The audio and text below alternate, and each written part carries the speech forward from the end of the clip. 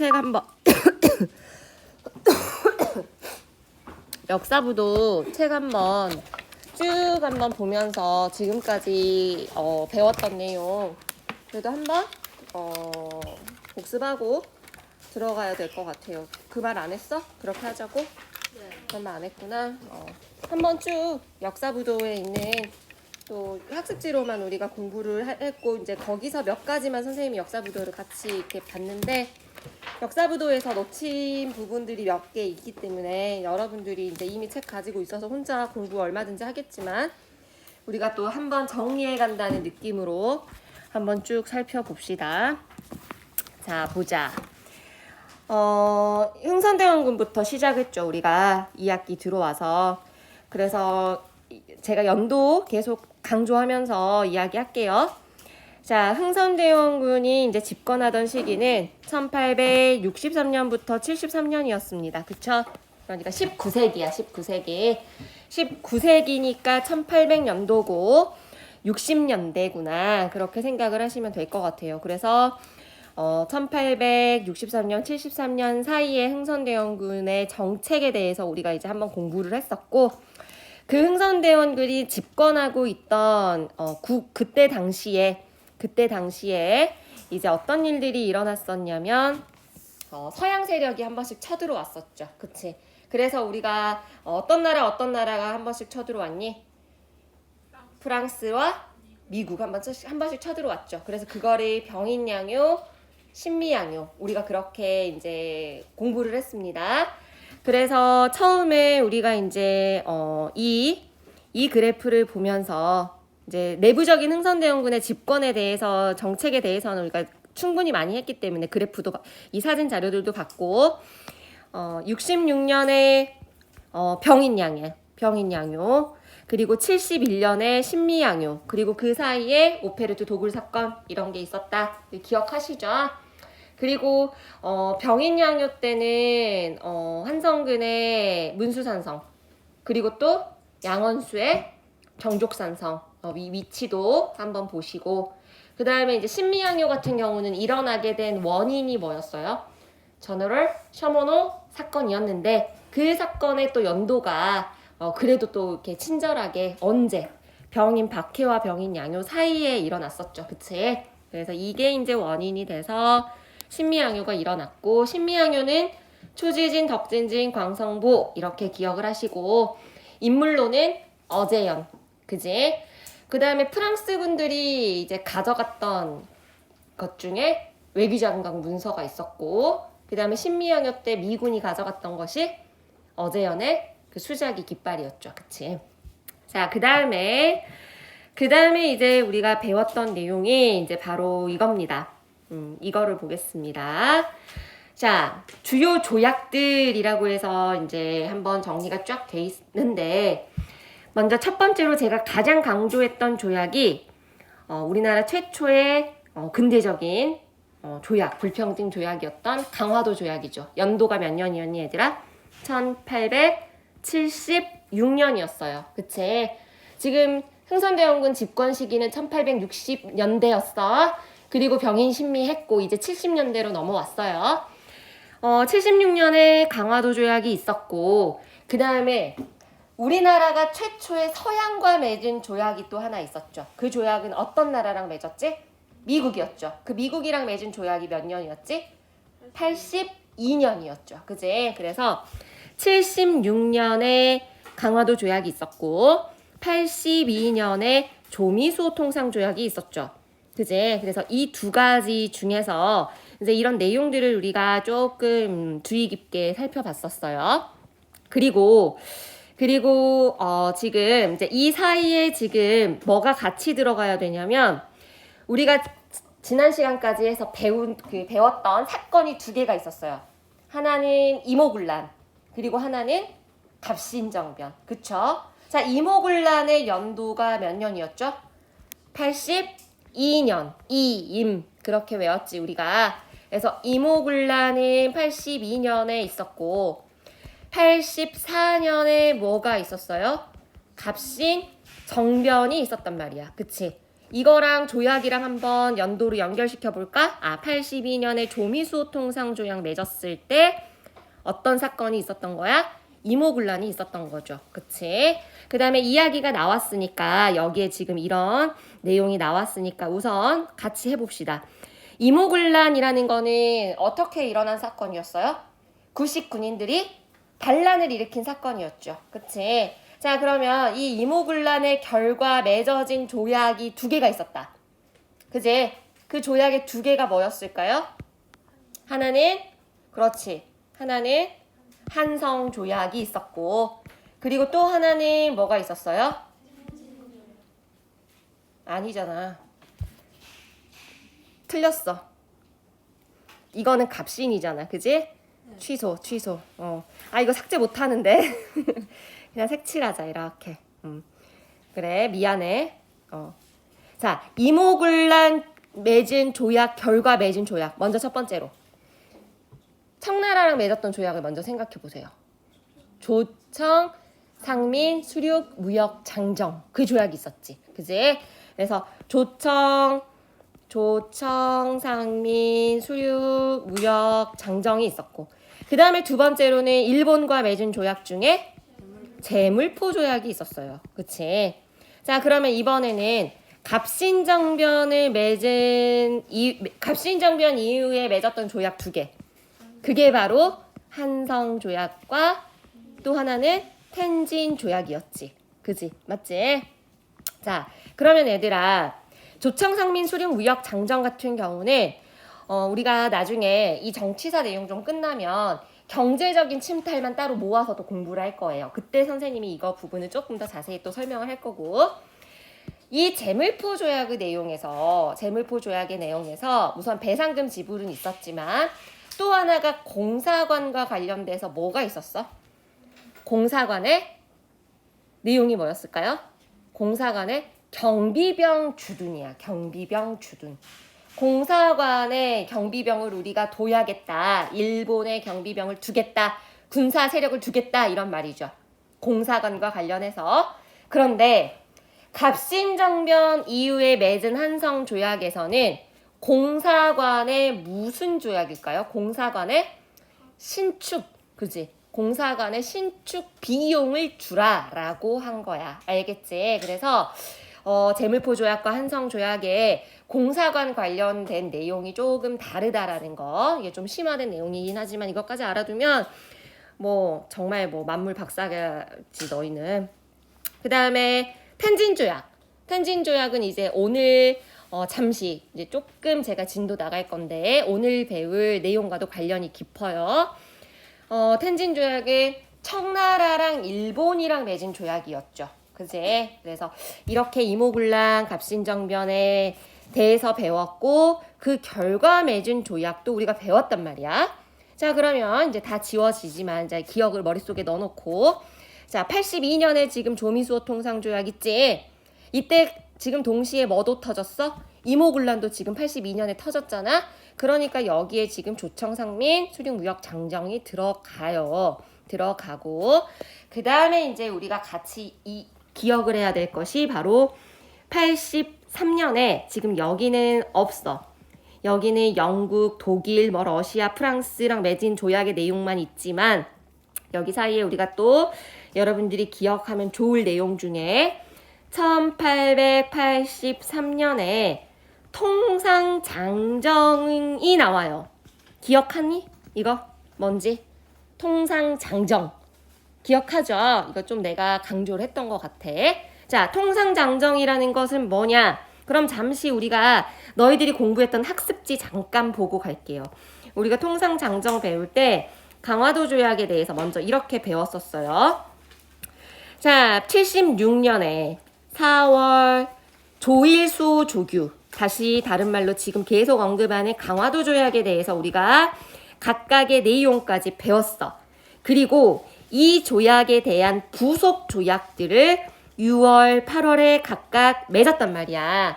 근데 자, 지금 강화도 조약 맺고 끝났는데 82년에 조미 수호통상 조약 맺었죠. 그지? 그럼 지금 너희들이 보고 있는 역사부도 같이 보면 좋아요. 이 조미수호통상조약의 내용 중에 뭐뭐가 들어갔지? 관세가 무관세가 아니고 관세를 설정해줬죠. 그치, 미국이. 그리고 또 동시에 뭐 해줬니? 최해국 대우 맺어줘라고 요구했잖아. 그지? 그러다 보니까 이 82년에 미국이랑 조약 맺고 나서 아무래도 그런 영향을 받았겠지. 83년에 여기서 맺었던 부속 조약이었던 이 통상장정의 내용을 개정하죠. 고치지. 그래서 83년에 통상장정이 개정됩니다. 그 개정된 내용에 뭐가 들어가는 거야? 그대로 관세 최혜국 대우가 들어가는 거예요. 그치? 그래서 원래는 76년에는 무제한 무관세였는데 이것이 83년에 개정되면서 관세도 설정해주고 최혜국 대우도 요구하고 그랬다더라. 이 내용까지 우리가 배웠어요. 그치? 자, 그 다음에 이제 여기 나온 내용들 중에 특히 우리가 한번 또 알아두면 좋을 것이 조러 수호통상조약은 84년에 청나라 알선 없이 수교를 했다는 것, 러시아는 그랬다라는 거 한번 기억하시면 좋고, 조선책략은 이따 뒤에 가서 한번 더 제가 언급할게요. 그냥 넘어가도 됩니다. 자, 그 다음에 이제 이 개화정책의 추진, 지도를 보면서 우리가 한번 또 살펴봅시다. 이 부분을 배울 때는 선생님이 이제 여러분들이 가지고 있는 프린트 내용 하나씩 집어주고 나서 이렇게 한번 연표를 그렸던 것 같아요. 그쵸? 먼저는 1880년에 민씨가 무슨 기구를 설치를 하니 개항 후에 정부가 이제 근대적인 이 개화 정책을 추진하기 위해서 무엇을 설치하니 얘들아? 통리기무화문이라는 기구, 행정기구를 딱 설치를 합니다. 그래서 여기에 이제 개화파 인사들을 등용을 하죠. 그리고 나서 81년에 어때? 81년에 여기저기에 이제 영선사 조사시찰단을 보내죠. 자, 영선사는 어디로 보낸 거야? 청나라로 보낸 거지. 지금 여기 이렇게 청나라 보낸 영선사 81년이죠.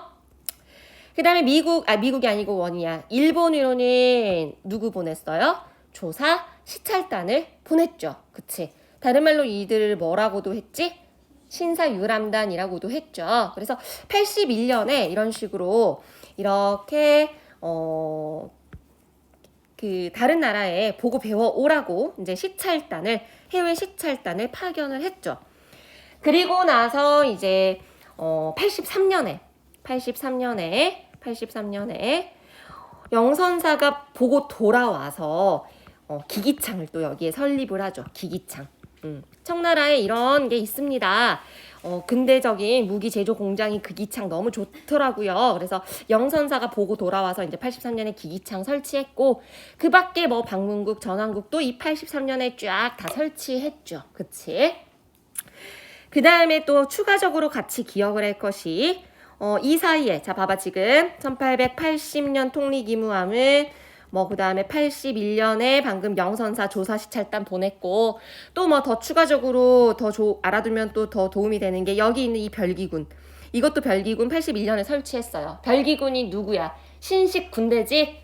신식군대잖아. 그지? 별기군도 설치하고. 그 다음에 이제 82년 되니까, 82년, 너희들이 아는 82년에 일어난 사건들 좀 한번 읊어봐. 뭐뭐 있니? 그렇지, 이모군란. 이모군란이 왜 터졌어? 별기군이 일종의 하나의 이유가 되죠. 무시받았잖아. 그래서 81년에 별기군 때문에 이제 무시받고 그동안에 이제 밀린 월급 등등등 이 원인이 돼서 이모군란 터졌었고, 이 82년에 또 하나 더 있어. 우리가 방금 전에 배운. 그렇지. 강화도 조약 말고 조미수호통상조약 이때 맺었잖아. 그지? 그래서 조미수호통상조약도 이때 맺었단 말이야. 그럼 내가 이 말을 왜 하느냐? 지금 영선사랑 조사시찰단은 81년에 보냈지만 미국과 수교 맺고 나서 83년에 이제 그에 대한 보답으로 미국에 보빙사를 보낸 거예요. 미국의 보빙사. 그러니까 목표 보빙사 같은 경우는 83년이야. 알겠지? 그래서 외교사절 보빙사 보냈다라는 거. 여기 보면 여기 이분이 바로 6.1준이에요. 6.1준. 6.1준 언제 우리 누구였니? 한 번쯤 들어봤을 것 같은데. 사실 우리 지난 시간에 배웠어. 기억 안 나? 갑신정변 이후에 한반도의 정세 그러면서 한반도 중립화론 주장한 사람이잖아. 부들러랑 6.1준. 그지? 사실 그 6.1준이라는 인물이 보빙사의 일원으로 미국 갔던 사람이에요. 거기서 이제 바로 돌아오지 않고 한동안 유학하고 이제 세계 정세를 쫙 살피다 온 사람이었던 거지.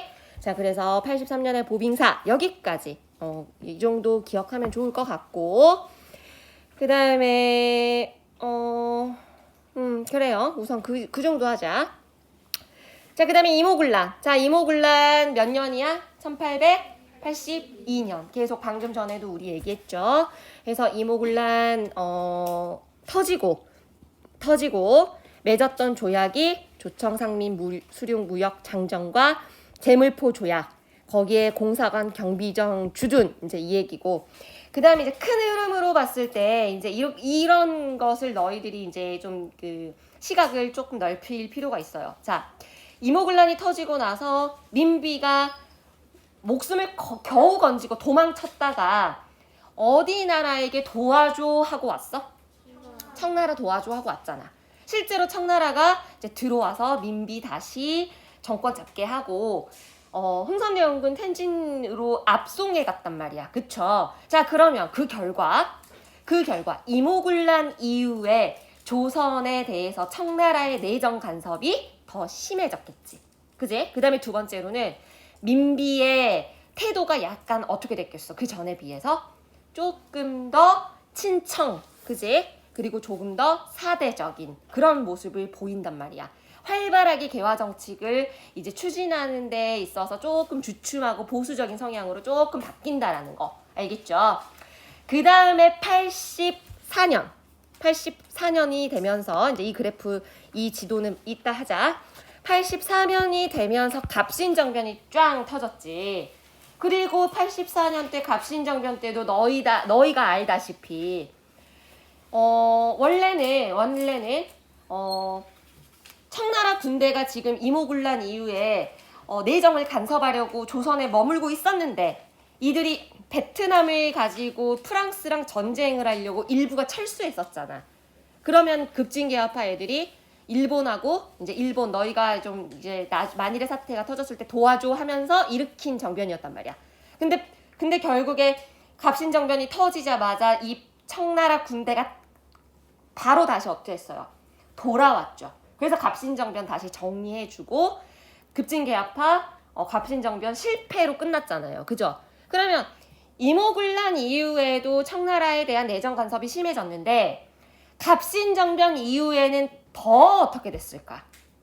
더 심해졌겠죠. 그치? 그래서 먼저 이런 시각을 하나 너희들이 가졌으면 좋겠고, 우선 갑신정변 이야기하고 있으니까 동시에 이 그래프는 우리가 지난 시간에 그 지도는 한번 봤으니까 이것만 보고 가자.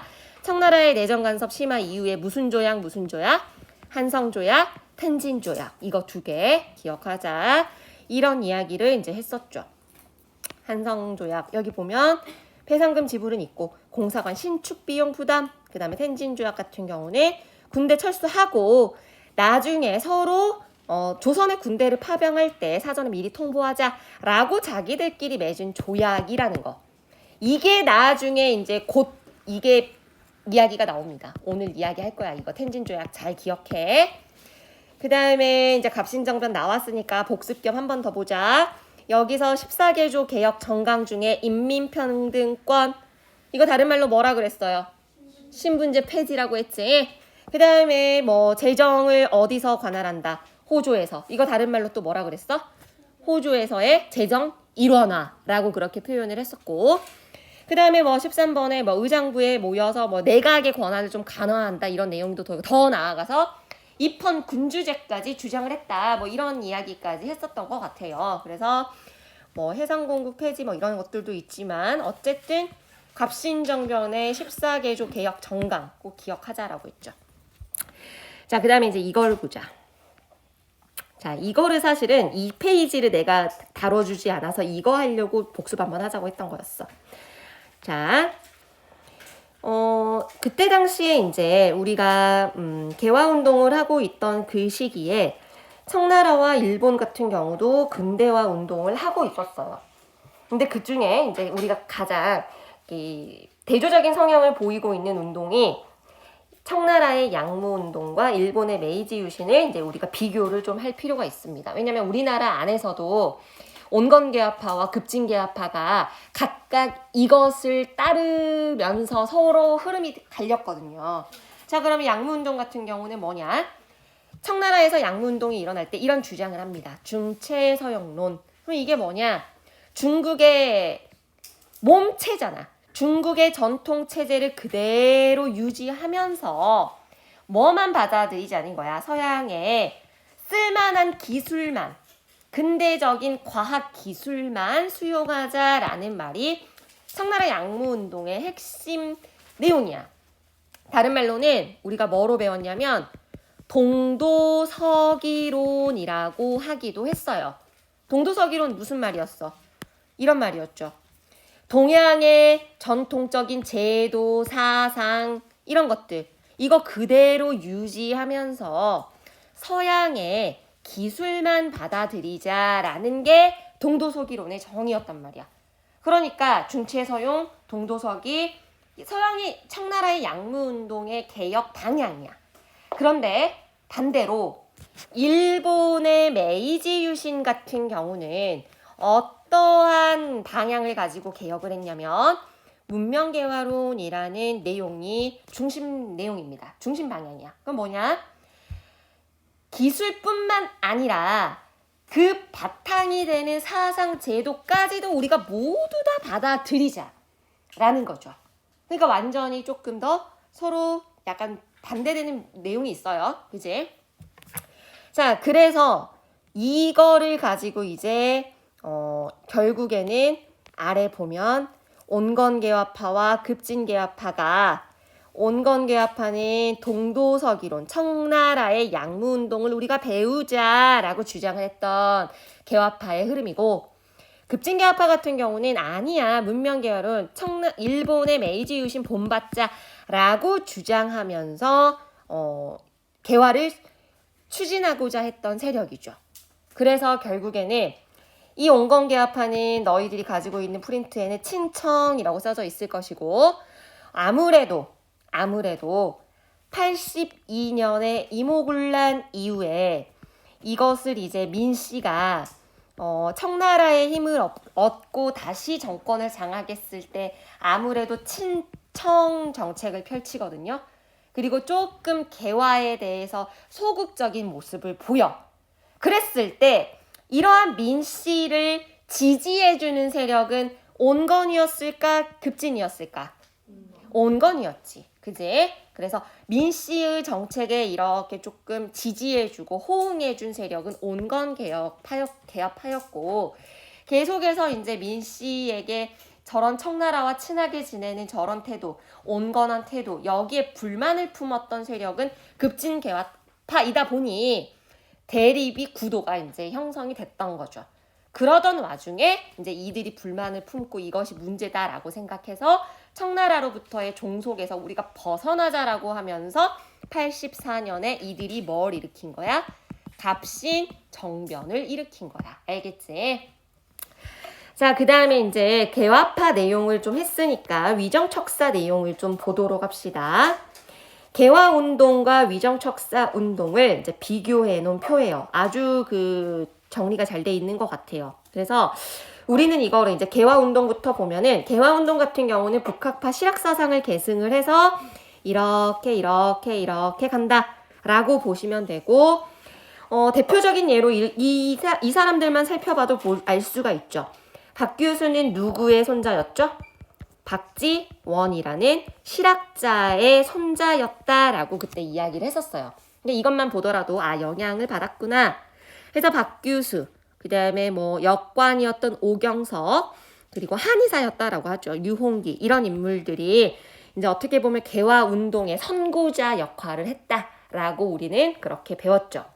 자, 그래서 통상개화론, 개항주장, 뭐 개화파 형성 이렇게 이제 흐름이 가는데 이거 프린트물에 선생님이 이런 식으로 표 만들어서 이제 좀 이렇게 제공해 드렸던 거예요. 어떻게 외우자라고 했냐면 60년대, 70년대, 80년대로 우리가 이렇게 나눠서 기억하자라고 그렇게 말씀을 드렸고 여기서 이제 조금 용어들에 대해서 너희들이 알아놔야 돼 라고 했어요. 이게 이제 까다로우니까 우리가 이렇게 공부하자라고 했죠. 자, 우리가 아는 연도 76년에 뭐야? 강화도 조약이잖아. 그지? 강화도 조약이라는 거 자체가 뭐야? 개항이잖아.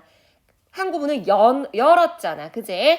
그래서 76년에 강화도 조약을 체결한 70년에 박규수 같은 경우는 개항하자라고 주장을 했다라고 한다면 최익현, 도끼상소로 유명한 최익현은 개항 반대, 그리고 일본, 외놈들이나 일본이나 똑같다라는 외양일체론이라는 용어가 이때 등장을 합니다. 그래서 76년에 강화도 조약을 좀 머릿속에 박아두면 외양일체론? 이 위정척사는 몇 년도 때 있었던 일이지? 라고 너희들이 외울 때 조금 그 이야기를 스토리텔링화해서 외우면 좋을 것 같아요. 외양 언제 나오는 거지? 아, 강화도 조약 때니까 70년대구나 이런 식으로 알겠죠? 그래서 최익현의 개항반대 외양일체론은 몇 년도다? 70년대 있었던 위정척사의 흐름이다. 알겠지? 그 다음에 이제 이거를 기점으로 60년대는 통상개화론자가 있었다면 이에 반대해서 통상반대 그리고 척화주전 론이 이제 이양로 기정진을 중심으로 이런 주장이 나옵니다. 척화주정론이 여기에는 없네. 자, 이런 말이죠. 뭐 천주교는 절대 금지하고 오랑캐의 침략을 물리쳐야 됩니다. 뭐 이런 말하고 있는 인물이기도 한데 어쨌든 통상 척화주전 이런 말이 나오면 이거는 위정척사 운동에서 몇 년대 위정척사 운동이야? 60년대라는 거. 알겠지? 자, 그 다음에 이제 마지막 이거는 너무 중요하다. 이게 이제 가장 중요한 건데 자, 여기에 메인에 들어갈 것이 내 생각에는 이제 이거야. 자, 80년에 강화도 조약 맺고 나서 이제 일본이랑 수신사 파견하기 시작한단 말이야. 1차 수신사, 2차 수신사, 3차 수신사 이제 막 파견하는데 2차 수신사 때 김홍집이라는 사람이 일본에 들어가서 뭐 가지고 와요? 조선 책략이라는 책을 가지고 와. 그제? 조선 책략은 뭐였어? 중국의 관리였던 황준쉔이라는 인물이 쓴 책이지. 그지? 내용의 핵심이 뭐야? 러시아를 막기 위해서는 그지? 한마디로는 미국이랑 친하게 지내라라는 내용이 들어가 있단 말이야. 그지? 미국이랑. 그래서 조선 책략이라는 이 책을 조선에 딱 가지고 오자 여기에 대해서 맞는 말이야 라고 생각했던 사람들을 중심으로 뭐가 맺어진 거야? 조미 수호 통상조약이 맺어진 거야. 82년에. 여기에 동의하는 사람들이 생긴 거지. 그 말이 맞네. 미국하고 우리가 통상을 좀 해야겠네. 그래서 조미수호 통상조약의 배경에 조선 책략이 들어가 있을 거야. 그지? 그런데 이 책을 딱 한반도에 가지고 왔을 당시에 무슨 말도 안 되는 소리야 라고 주장한 사람들이 분명히 있었을 거란 말이야. 그지? 그들이 바로 누구야? 그렇지. 위정척사 운동에서 누구야? 바로 영남 만인소라고 여러분들이 그렇게 기억을 하시면 돼요. 영남 지역의 유생들이 말도 안 되는 소리다라고 해서 이제 일종의 상소를 올린 거지. 상소를.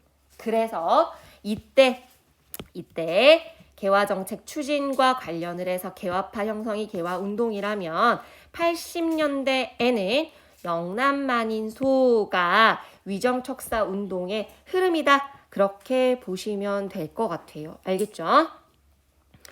그 다음에 뭐 위정척사에 대한 정의에 대해서 정의 뭐를 의미하고 여기서 사가 뭐를 의미하고 이런 것들도 이제 여기에 나와 있으니까 여러분들이 한번 참고하셔서 보시기 바랍니다. 알겠죠?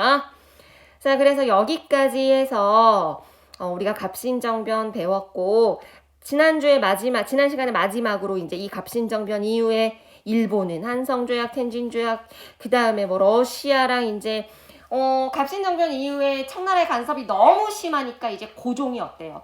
러시아랑 비밀 밀약을 추진하지? 근데 이것 때문에 갑자기 거문도에 누가 들어와? 영국이 들어오잖아, 그지? 그래서 영국의 거문도 사건이 85년에 일어나는데 영국, 러시아, 일본 이 한반도를 둘러싸고 아주 뭐 여러 나라들의 열강의 각축이 진행되는 것을 보고 유길준과 그 부들러라는 사람이 무슨 주장을 해요? 한반도 중립화론이라는 주장을 하죠. 그지? 그래서 85년의 거문도 사건까지 우리가 갑신정변 이후의 국내 상황까지 이렇게 공부를 했습니다. 자, 오늘은 그러면 이제 맛배기로 잠깐 맛배기로 동학농민운동만 살짝 보고 다음 시간에 더 동학농민운동에 대해서 제가 자세히 설명을 하겠어요. 우리 몇 시까지야? 30분? 1분만 좀 쉽시다. 제가 정리 좀 할게요, 저도.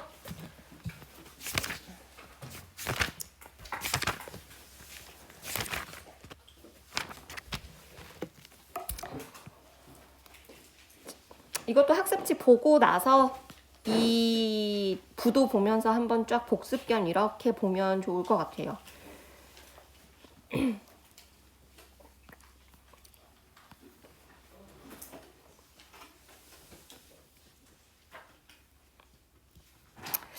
자, 지금부터 얘들아, 이제 우리가 지금 82년, 84년, 80년대까지 배웠어. 아까 60년대 흥선대원군이 집권하다가 76년에 강화도 조약 맺고 그 다음에 뭐 82년, 84년 이런 이벤트들을 배웠단 말이야. 자, 마지막에 지금 84년 갑신정변이야. 그지? 이제 10년을 뛰어. 10년을. 그래서 오늘 배우는 내용은 84년이 아니고 몇 년이야? 94년이야. 알겠지? 82, 84, 80년대 이제 끝났고 우리가 이제 지금부터 배우는 사건, 역사적 사건, 우리가 기억할 만한 역사적 사건은 1894년이다 라고 보시면 돼요. 80년대 이제 끝나고 90년대로 넘어온 거야. 19세기에. 자, 1894년이라는 이 연도 때는 자, 첫 번째는 동학농민운동이 터졌고 그 다음에 두 번째로는 자연스럽게 이제 동학농민운동 도중에 일어난 거니까 청일전쟁도 터졌고 그 다음에 세 번째로 갑오개혁도 일어난 시기야. 이 세 가지 이벤트가 대단히 중요하고 우리 근현대사에서도 대단히 중요하게 다루는데 이 세 가지가 모두 다 1894년에 일어난 사건이에요. 그 해. 알겠지? 그래서 84년에 갑신정변 이후에 이제 94년으로 10년 뛰어서 갑이지만 84는 갑신, 94는 갑오개혁 이렇게 뛰었다. 알겠지? 그래서 동학농민운동, 청일전쟁, 갑오개혁 오늘부터 이제 하나씩 이렇게 묶어서 배우고 이제 갑오개혁까지 다음 시간에 갑오개혁 개혁을 추진하던 와중에 연도가 바뀌어. 94, 95 이런 식으로. 그래서 연도가 바뀌면 갑오면 안 되잖아. 그래서 이게 을미로 바뀌어요. 그래서 갑오을미개혁 우리가 그렇게 부르는데 갑오을미개혁까지 94년을 배울 거야. 같은 연도야. 알겠지? 자, 그러면 이제 동학농민운동을 배우도록 하겠습니다. 그 큰 시야를 너희들이 먼저 기억했으면 하는 마음에서 동학농민운동 하면은 보통은 이 운동이 갖는 의의라고 했을 때 보통은 사람들이 이렇게 말을 해요. 반봉건 반외세라고 말을 합니다. 그러니까 봉건 체제, 양반 중심의 봉건 체제에 반대했고 외세의 세력에 반대했다라고 해서 동학농민운동은 안으로는 양반 중심의 사회 체제에 항거했고 밖으로는 외국의 자본주의 침략에 대항한 민중운동이다 라고 해서 동학농민운동 하면 반봉건 반외세 우리는 그렇게 말을 합니다.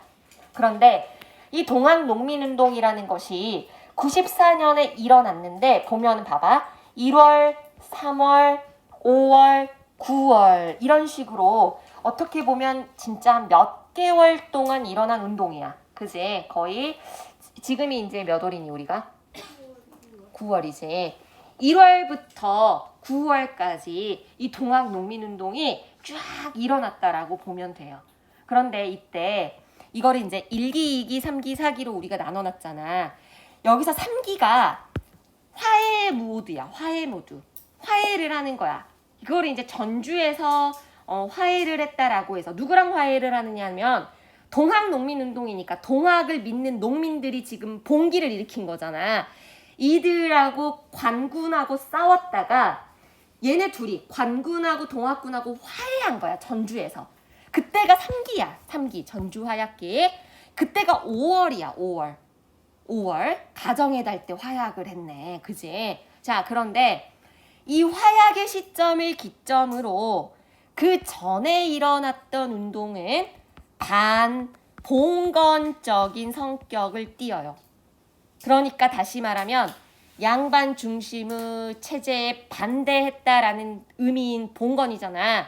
그러니까 관군하고 농민들이 탐관 오리들 때문에 못 살겠다라고 해서 일어나서 관군하고 농민군하고 싸운 반봉건적인 성격을 띠는 거야. 이때 초반부는.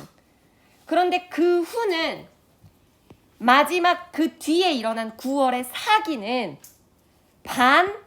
반외세적인 성격을 띠어요. 반외세적인 성격. 그래서 누구랑 싸워?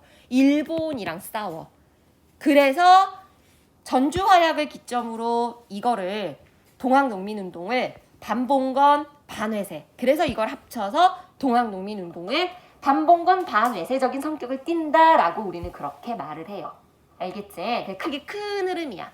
동학농민운동의 큰 흐름. 이해됐지? 자, 그럼 이제 서서히 다음 시간에 하자 그냥. 예, 여기까지 딱 하고 나는 쿨한 여자야. 그지? 응.